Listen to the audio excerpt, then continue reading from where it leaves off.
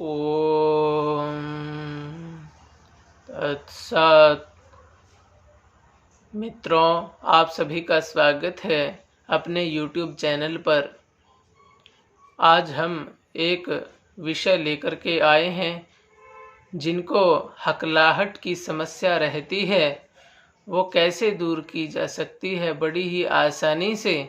यदि आप इस वीडियो को पूरा देखेंगे तो आपकी जो हकलाहट है वो पूर्ण रूप से अति शीघ्र दूर हो जाएगी। तो इस वीडियो को आप पूरा देखें, चैनल को सब्सक्राइब कर लें और वीडियो को जो है प्रसारित करें ताकि जिनको ये समस्या है उनकी समस्या दूर हो सके और आपको भी पुण्य मिले। तो पहले हम इसके कारणों पर विचार करेंगे, हकलाहट के क्या कारण है और उन कारणों को दूर करेंगे। तो एक इसमें कारण बनता है जीभ का मोटा होना। जिनकी जीभ मोटी है वो जीभ को पतला करने का प्रयास करेंगे। जीभ पतली कैसे होगी? आप गिलोय और आंवला इन दो चीजों को मिला करके एक घूंट मुंह के अंदर भर लें और उसको 8-10 मिनट तक हिलाते रहें।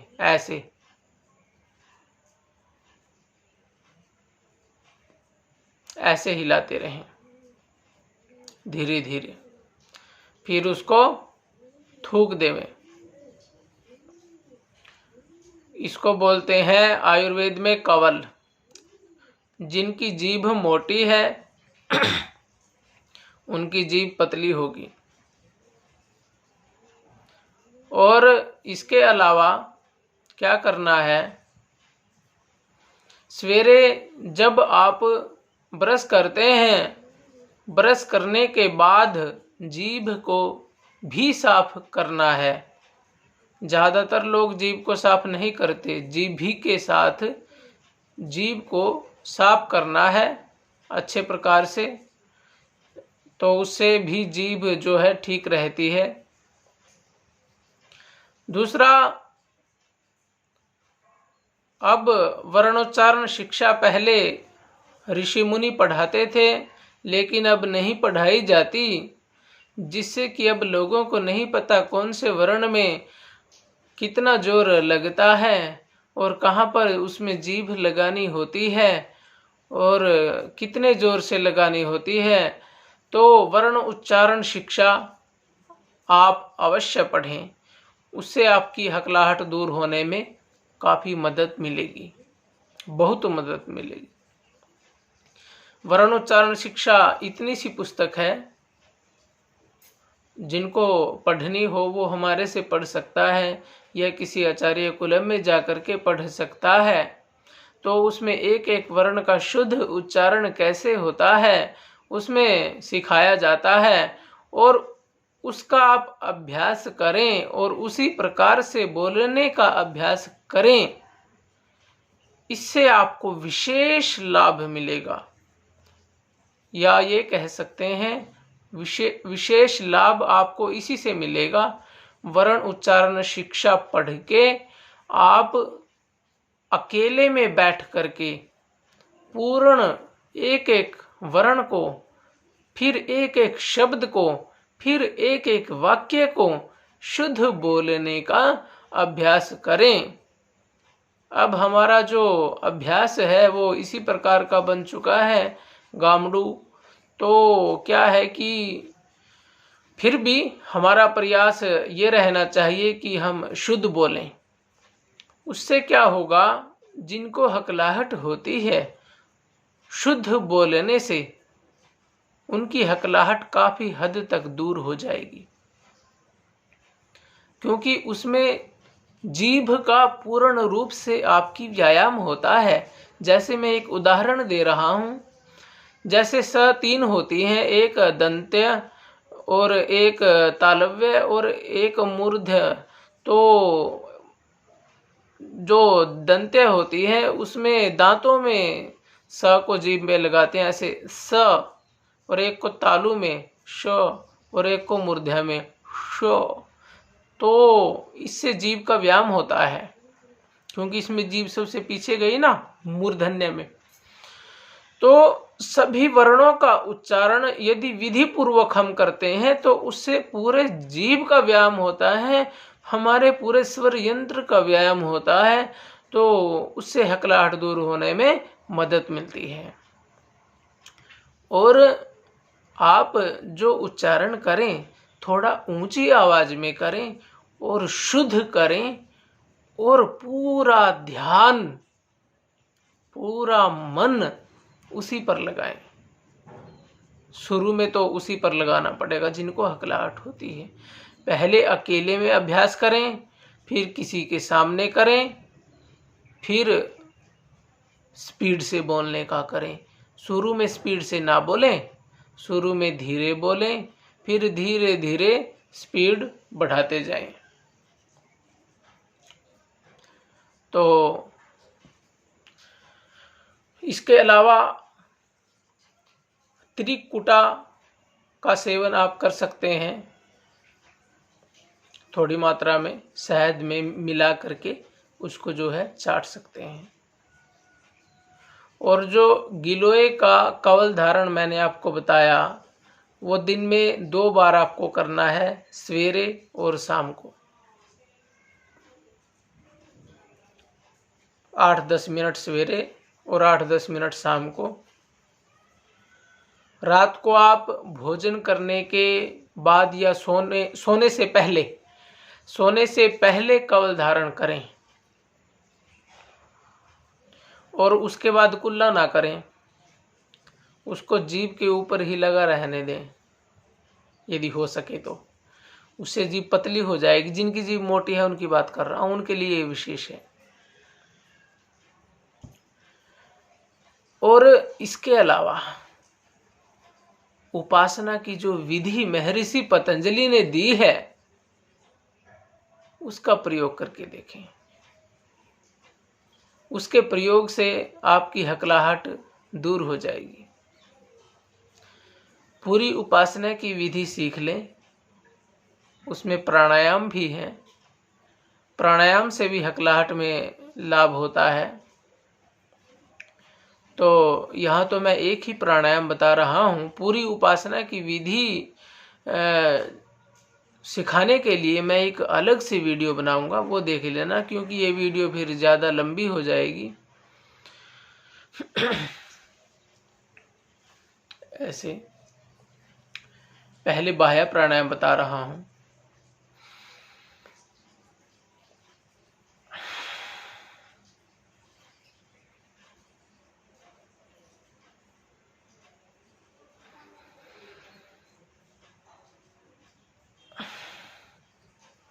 बाह्य प्राणायाम में क्या करना होता है, श्वास को पूरा बाहर निकाल करके बाहर ही रोक दें और यथाशक्ति बाहर ही रोक करके रखें।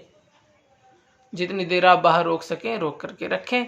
जब ना रोक सकें तब धीरे धीरे भीतर लेकर के पूरा भर के छोड़ दें और फिर बाहर ही रोक दें। इसको बोलते हैं बाह्य प्राणायाम। इसके बाद है अभ्यंतर प्राणायाम। 3-4 बार इस प्राणायाम को करके फिर आप अभ्यंतर प्राणायाम करें। अभ्यंतर प्राणायाम में श्वास को धीरे धीरे पूरा भीतर भर लेवें और भीतर ही सांस को रोक देवें। ऐसे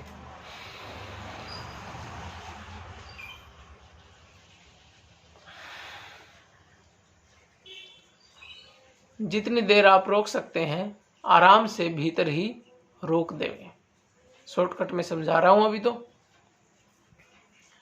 तो जितनी देर आप ये कर सकें, अभ्यंतर प्राणायाम भी 3-4 बार कम से कम जरूर करें। अपनी सामर्थ्य के अनुसार, अपनी ताकत के अनुसार इसको करें। इसके बाद है स्तंभ वृत्ति। स्तंभ वृत्ति में ना सांस को बाहर रोकने का प्रयास करना है, ना भीतर। श्वास आराम से चलता रहेगा। जब मन करे तब उसको जहां का तहां रोक दें और जितनी देर हो सके रोक करके रखें। और फिर छोड़ देंगे। ये स्तंभ वृत्ति प्राणायाम हो। इसके बाद में क्या करना है आपको, इसके बाद में प्रत्याहार आता है। हालांकि उससे पहले यम नियम आते हैं, लेकिन मैं शॉर्टकट में आपको समझा रहा हूँ। यम नियमों का भी पालन करना है। अहिंसा, सत्य, अस्तेय, ब्रह्मचर्य, परिग्रह, शोच, संतोष, तप, स्वाध्याय, ईश्वर प्रणिधान। और उसके बाद प्रत्याहार आता है। प्रत्याहार में क्या करना है, उसमें हम मन को लगा करके देखते हैं। पहले आँखों पर मन को लगाएंगे, फिर कानों पर मन को लगाएंगे, फिर नासिका पर मन को लगाएंगे, फिर जीभ पर मन को लगाएंगे, और फिर त्वचा पर मन को लगाएंगे और अनुभव करेंगे आँखों से देखने का। बंद करके आँखों को ये प्रक्रिया आपको करनी है। तो जो जो इंद्रिय है उस इंद्रिय के, जैसे आँखों पर आपने मन लगाया तो आँखों से आप रूप गुण को देखने का प्रयास करेंगे। कानों पर लगाया शब्द सुनने का प्रयास करेंगे। नाक पर लगाया गंध सूंघने का प्रयास करेंगे। जीभ पर लगाया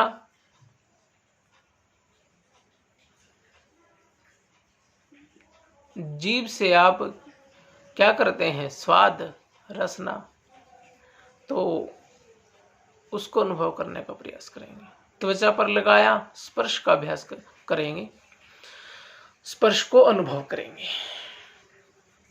तो ये जब आप करेंगे तब आप देखेंगे कि हम जहां मन लगा रहे हैं वहीं लग रहा है।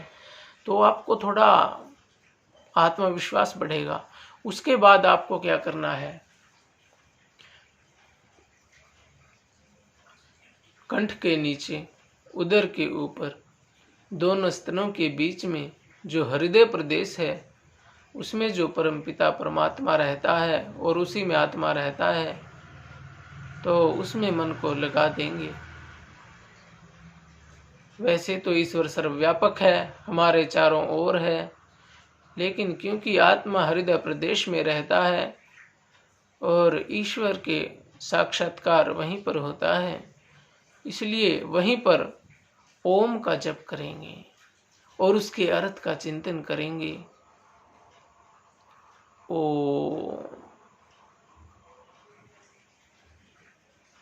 और जिनको हकलाहट की समस्या है वे परमपिता परमात्मा से प्रार्थना करेंगे कि हे प्रभु, हे ओम, हम आपसे प्रार्थना कर रहे हैं, आप हमारे सभी रोगों को दूर कर दीजिए, आप हमारी हकलाहट को भी दूर कर दीजिए और हमें आशीर्वाद दीजिए कि हम पूर्ण पुरुषार्थ कर पाएं अपने रोग को दूर करने का।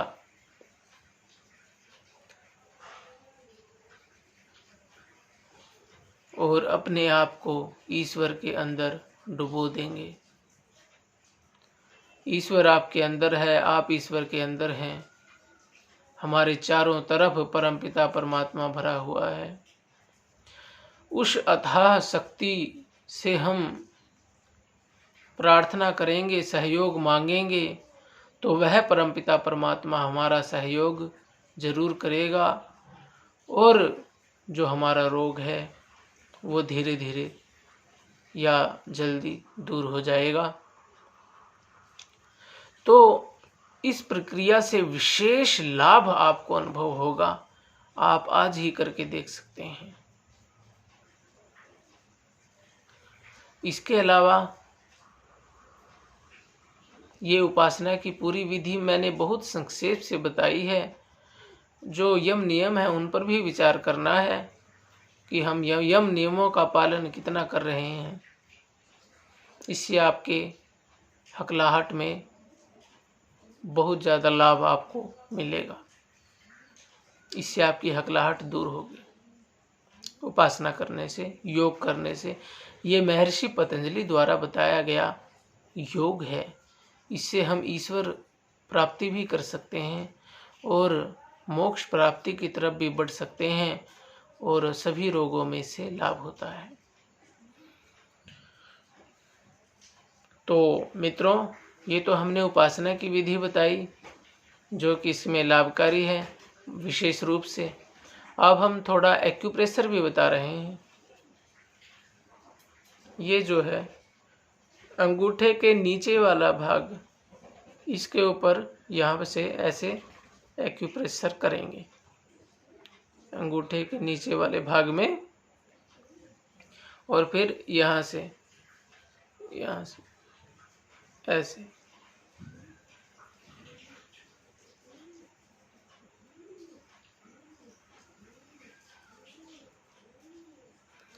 दूसरे हाथ में भी सिर्फ इसी प्रकार से करेंगे। तो ये तो हुआ एक्यूप्रेशर। और जो उज्जाई है, उज्जाई भी एक प्रकार से प्राणायाम है। उज्जाई प्राणायाम को करेंगे ऐसे।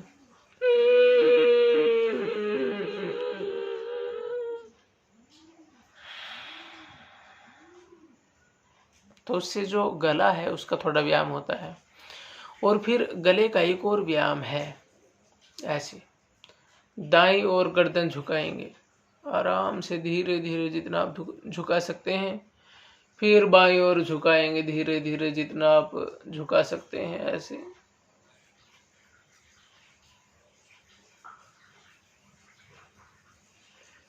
फिर आगे झुकाएंगे और यहाँ लगाएंगे धीरे धीरे जितना आप झुका सकते हैं। फिर पीछे झुकाएंगे ऐसे। जब गर्दन को पीछे झुकाएंगे तो सांस को अंदर भरते हुए झुकाएंगे, और जब आगे झुकाएंगे तो सांस को बाहर निकालते हुए झुकाएंगे। इस बात का भी ध्यान रखना है। तो ये गर्दन का व्यायाम जितना आपसे बन सके 8-10 बार आप जरूर करें। 8-10 बार करना है कम से कम। और उसके बाद आप ऐसे गर्दन की मालिश करें। कोई तेल लेकर के, सरसों का तेल लेके या कोई और तेल लेके ऐसे गर्दन की मालिश करें, ऐसे यहाँ की मालिश करें विशेष रूप से, ऐसे यहाँ की ऐसे मालिश करें, ऊपर उठा के ऐसे पूरी, यहाँ की भी, पीछे की भी। तो उससे क्या होगा, जो आपका स्वर यंत्र है वो बलवान बनेगा मालिश करने से, और इस व्यायाम से बलवान बनेगा, गला खुलेगा, तो आप ठीक बोल पाएंगे।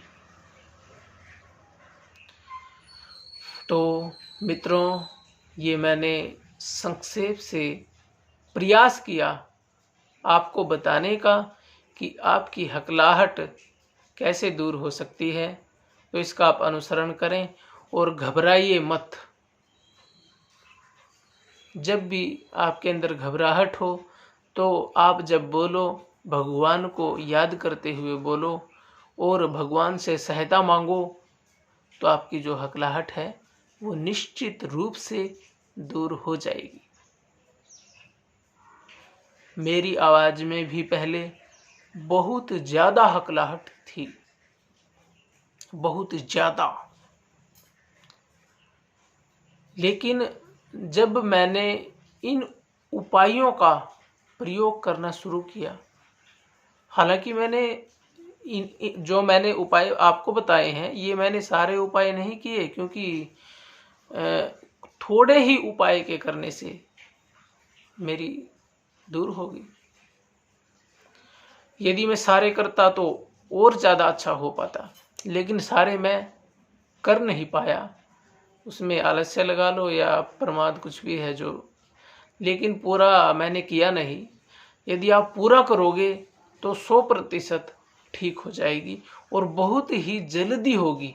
ये मैंने खुद के ऊपर एक्सपेरिमेंट किया है। तो आप इसको करें तो आपको भी ये हकलाहट दूर हो जाएगी, क्योंकि हकलाहट जो होती है वो मनुष्य की योग्यता को खा जाती है। जहाँ भी वह जाता है वह हंसी का पात्र उसको बनना पड़ता है। और इसमें एक और बात है, अपनी जीभ को भी एक बार देख ले। ऐसे कहीं आपकी जीभ जो है ये जुड़ी हुई तो नहीं है। यदि जुड़ी हुई है ज़्यादा, ऊपर श बोल करके देखें, मूर्धन्य वाला श,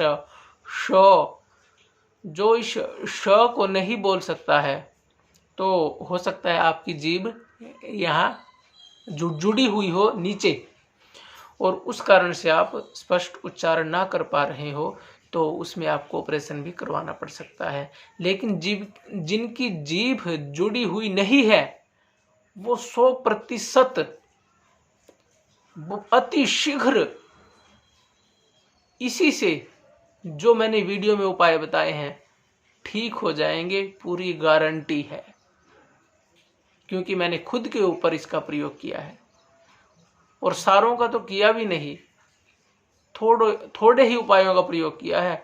एक वर्ण उच्चारण शिक्षा का और दूसरा उपासना का, बस मैंने तो इन्हीं का प्रयोग किया है अपने ऊपर तो।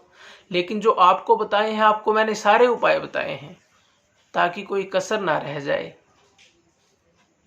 क्योंकि मेरी आवाज में बहुत ज्यादा नहीं थी तो, लेकिन उपासना और जो ये है वर्ण उच्चारण शिक्षा मेरी तो इसी से ठीक हो गई। लेकिन अतिशीघ्र यदि ठीक करनी है तो पूरे उपाय करें।